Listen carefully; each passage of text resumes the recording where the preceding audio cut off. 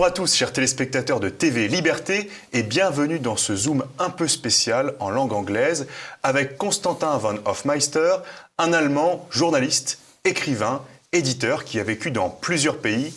Hello Constantin, and welcome to France in TV Liberté.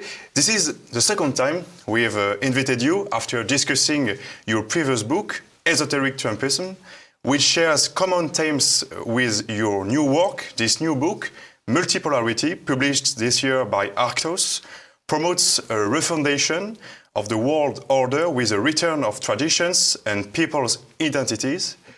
You call this ethno-pluralism. This book announces, as its title and logo indicate, the advent of a multipolar world with the end of unilateral US hegemony. One of these themes is the election of Trump, as Alexander Dugin suggests in the foreword. But could we consider that Trump's election is, on the contrary, the return in force of the domination of the US, which will gain in power? Well, Alexander Dugin also explains this. He says it is a kind of brutal multipolarity that we have with the advent of Trump, but it is still multipolar because the United States is still losing an influence all over the world, as we can see in the Middle East, in Syria, for example, where the Russians are gaining ground, more influence, the same in Africa, where basically we have a sort of like a new decolonization process with France Afrique also under attack, and the Russians moving in, like the Wagner Group, for example. And we especially see what is happening in the Ukraine conflict, which of course is a proxy war between the United States and the Russian Federation. And I think the United States is not winning this war. I think the Russian Federation is winning this war. So Russia is definitely a new pole in this multipolar world. And America is losing influence, and I think Donald Trump realizes this. The Secretary of State, Marco Rubio, even said several weeks ago that America now has to accept that we live in a multipolar world. So I think the Trump administration perfectly knows what's going on. They're just trying to keep America as strong as possible in the new realignment, so to speak. In one chapter, you mentioned the end of the dollar. What is your basis for this assertion? How could the BRICS build a credible alternative currency to the dollar? Well, I think it is very evident that a lot of countries are becoming more distrustful of the United States because of the United States' policy of imposing sanctions on nations that disagree with the American policy, basically. So they sanction countries for political reasons. So they economically punish them, and they can do this because of the dominance of the dollar. So, I mean, I think no country in the history of the world has been imposed with as many sanctions as Russia has right now. And other countries are not blind, they see what is happening. So they understand that if they rely on the dollar, but then they have some kind of political disagreement with the United States, they will be punished by the United States with sanctions. So I think a lot of countries are trying to disengage from this dollar imperialism, basically. And I think the BRICS, as an organization, will eventually succeed. Of course, it's a very slow process because you have a lot of countries that are still very dependent on the American economy and on trade with the United States. So I think it's a long-term project, but I think it will succeed as multipolarity is gaining pace. There is another point in your book about the conflict between the culture. Can civilizations truly coexist, or do their differences inevitably lead to war? As Huntington suggested in the theory of the clash of civilizations? Well, of course, there could be war any time. I mean, multipolarity is not some kind of hippie vision where we all live peacefully and dance across the meadows, you know, with like flower power T-shirts. So basically, what multipolarity is the resurgence, like the reappearance of the age of empires, because now we see civilization states, and civilization states are basically empires, right? So now we have the United States is a civilization state, the Russian Federation is a civilization state, and China is a civilization state. I would say India as well. So we have 4 civilization states at the moment, so 4 poles basically, 4 empires already in the making. The European Union is too weak, it's too fragmented. I think it's not a sovereign pole, it's not a civilization state. And of course, in the future, when these poles are becoming more powerful in their spheres of influence, we will definitely see, of course, conflicts, because you still have disputed territories like the Kuril Islands, for example, with Japan and Russia, and in other parts of the world. So conflicts might still erupt, of course, but conflicts will then be between civilization states and not between nation states as they are now. About this topic, you cite Petrim Sorokin to explain the return of ancient civilizations. For example, Orthodox Russia, Confucian China, and nationalist India, as you say, revitalized by their historical roots. Do you see a kind of connection with what happened in the 20th centuries with Italy and Germany? Well, what happened in Germany, I'm sure you're talking about the Third Reich, obviously, yes. Right? So you had like the psychologist Carl Jung, he said it's the spirit of Wotan, basically breaking out and coming to the fore.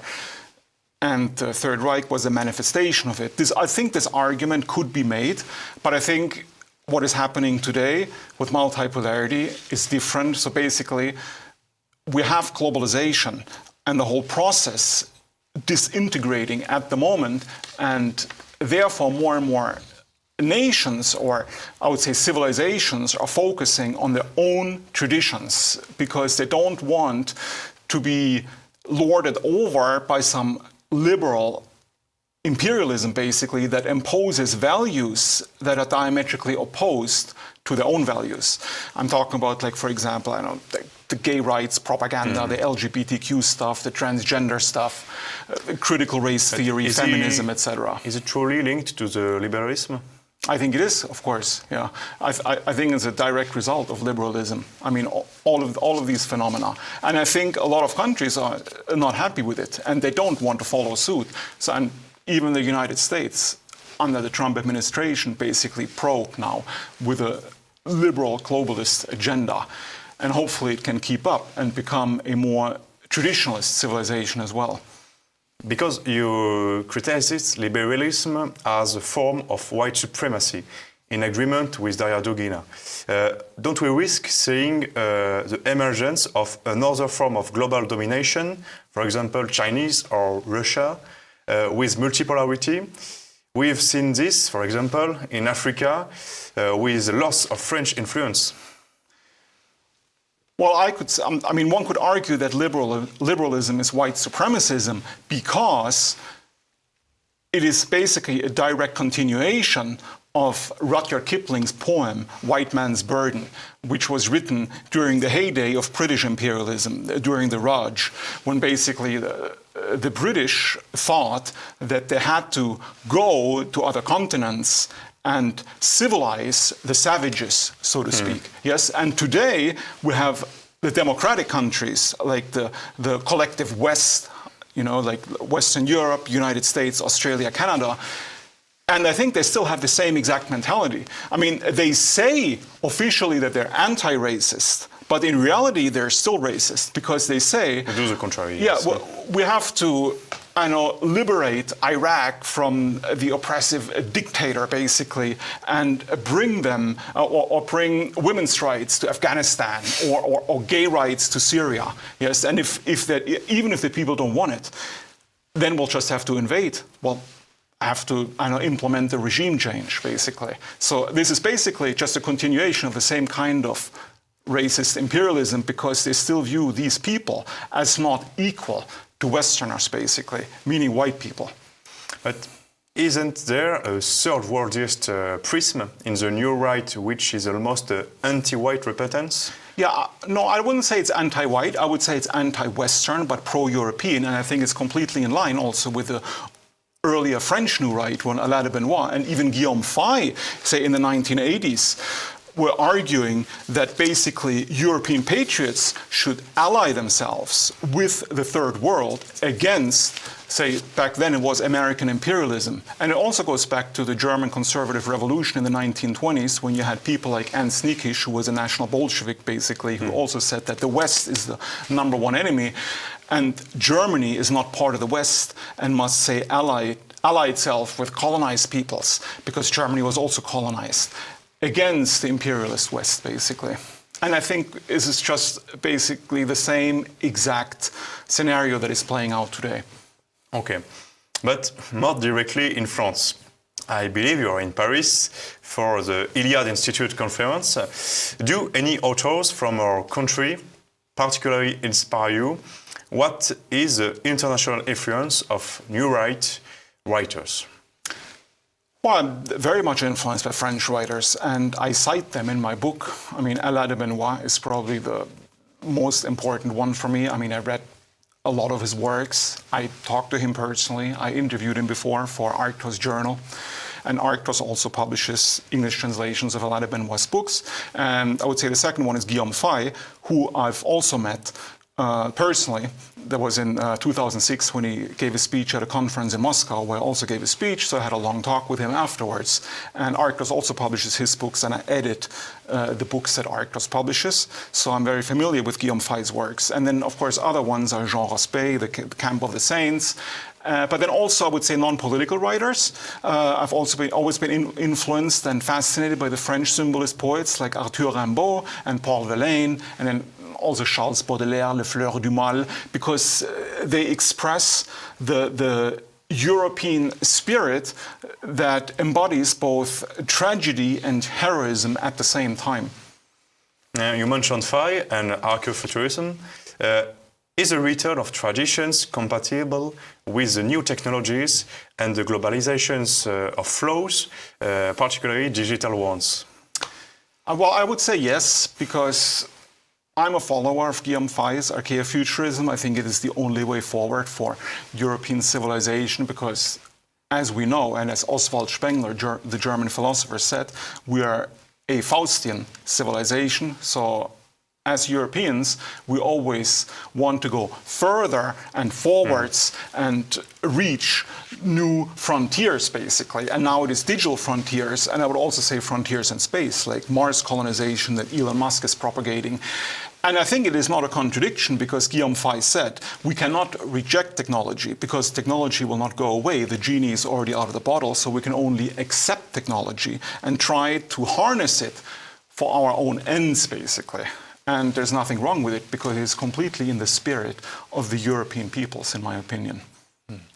Still concerning France, does the European empire of identities that you propose oppose the French nationalist vision?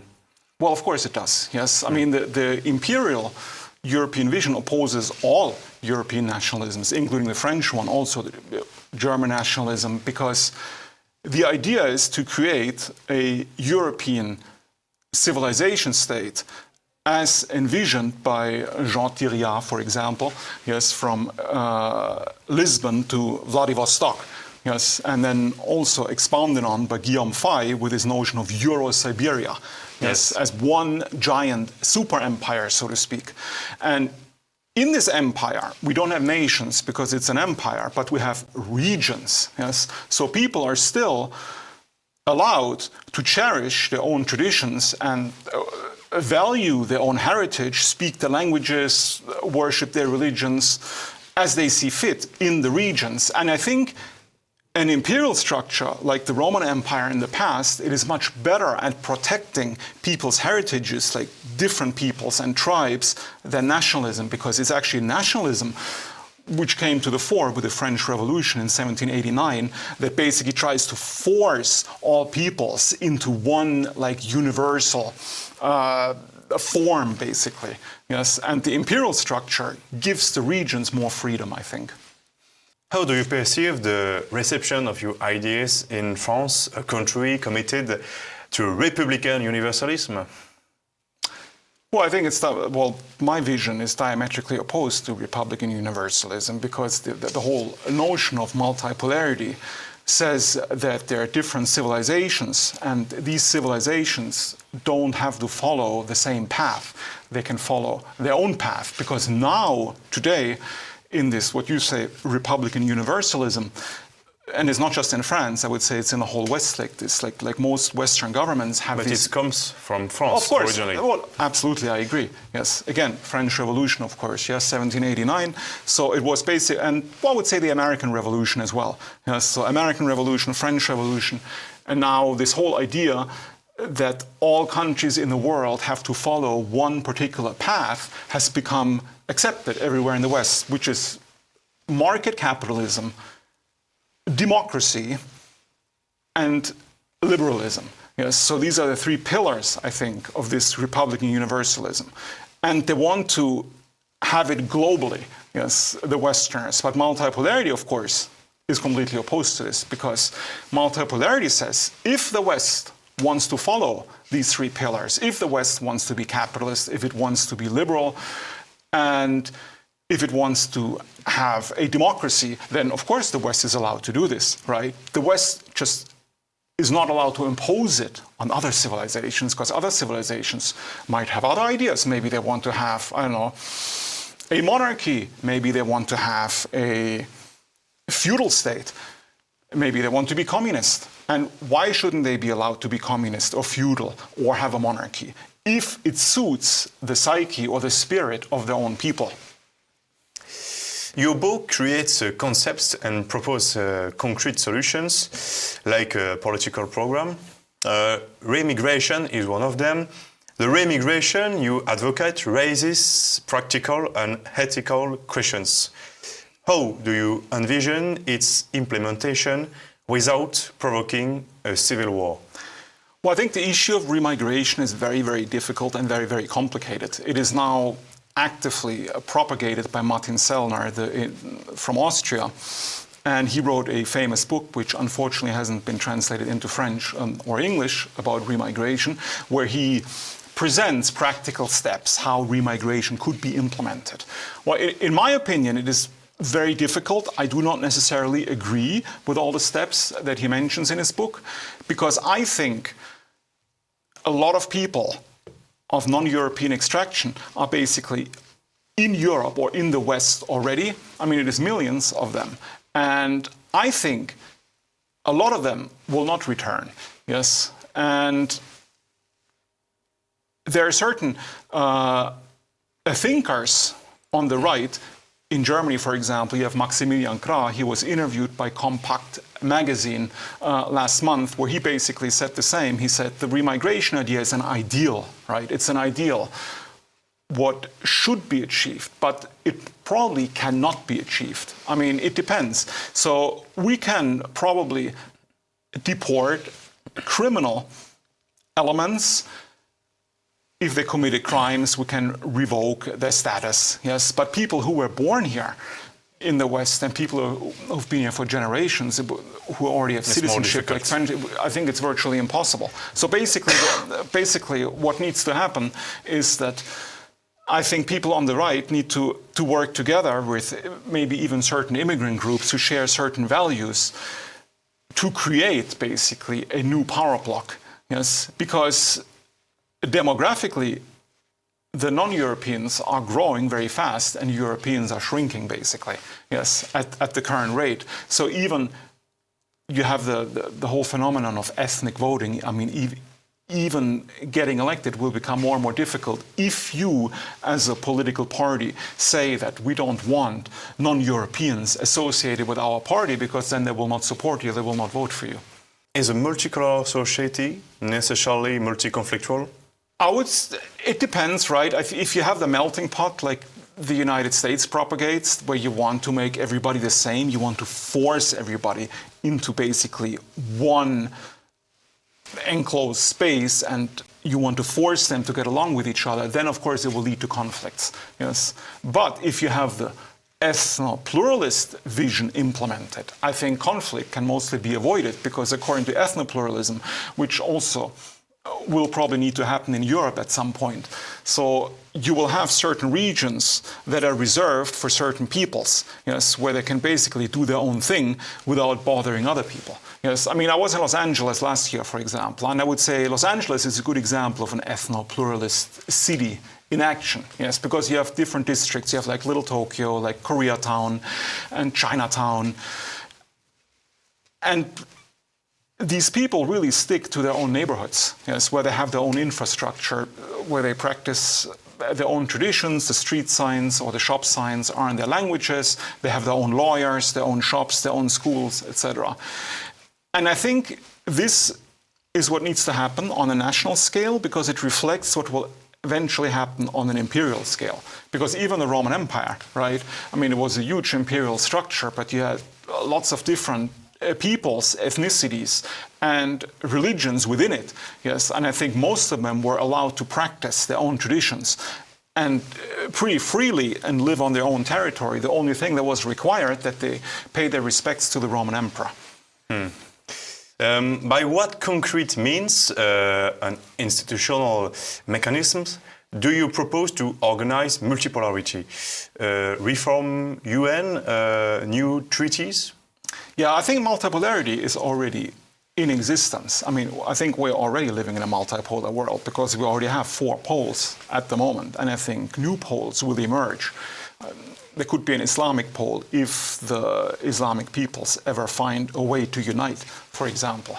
I think it's implementing itself. I think the UN is becoming obsolete, yes, because nobody really cares what the UN says. Yes, I mean, a lot of people pretend, and they always say, but the UN said this, and you don't follow like some UN mandate, but nobody really cares, because in reality, it is all about the Darwinian principle, the might is right, basically. So if a country or a civilization or a state is powerful enough to do something, then it will do it, whether the UN allows it or not.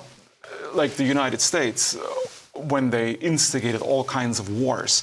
Yes, I mean, without UN approval, of course, very often. But they do it anyway, because who's going to stop them, right? So in a multipolar world, it will be more difficult for civilizations to instigate wars, because you have more checks and balances, because you have more powerful actors on the world stage with nuclear weapons, which is absolutely crucial for sovereignty. One last question. The final chapters of the book have almost a Gnostic dimension, presenting multipolarity as a cosmic realignment. You often link multipolarity and spirituality. Constantin, Christianity is universalist. So what religion for Europe? A kind of new religion?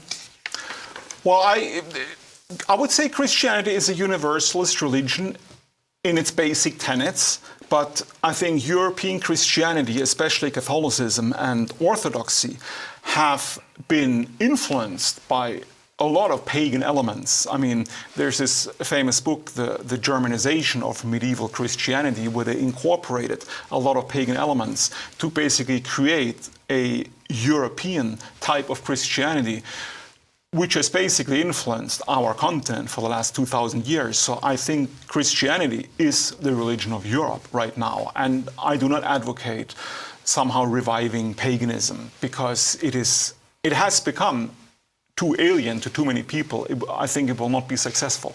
Of course, if certain people wish to practice paganism, they're free to do so, yes. But if you want to have a really traditionalist society, you should have a state religion. And I think, well, in the case of France, it should be Catholicism, in my opinion, because it has influenced, for good or for bad, in my opinion, more for good, this nation for hundreds and hundreds of years. I agree. And you can see it in the cathedrals, of course, the majestic expressions of the Faustian spirit, but also infused with Christian spirituality.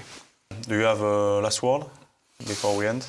Well, I would just like to add real quick, if you talk about spirituality, because spirituality is very important, and the immortality of the human soul supersedes all materialist concerns. And in a multipolar world, because you already mentioned Christianity, we don't want to, send missionaries to other civilizations and convert them to our religion. So, of course, all religions should be respected. Yes, so we'll have Hinduism, Islam, Christianity, but they should be based on the roots where they originated and blossomed, basically.